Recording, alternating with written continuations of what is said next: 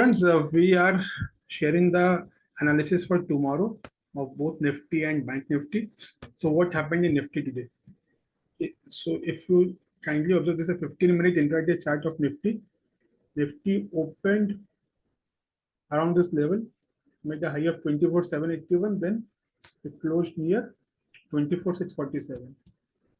If you apply FIBO from last like Thursday's high to today's low, if Friday's low, you can see Nifty retraced exactly from 0.618, the 61.8 levels.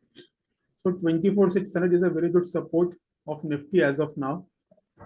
On upside, again, Nifty needs to cross 24,000. I got a small figure of here. It's 24,720. So we need a 15 minutes closing above 24,720 to see a upside level of 24,800. So Nifty can be in consolidation zone tomorrow also.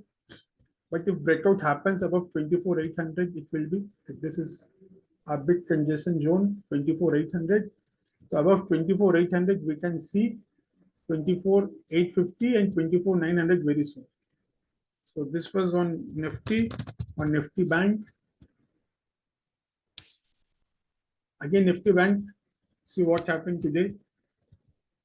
Open, gap up, opened here at 53,502 and closed at 53,490.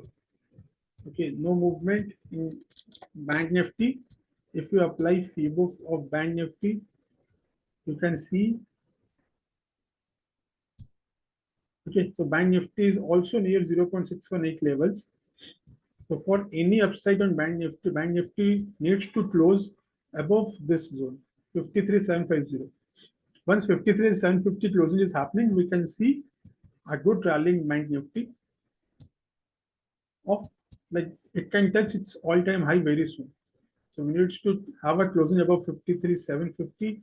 We can see 54,300 and 54,460.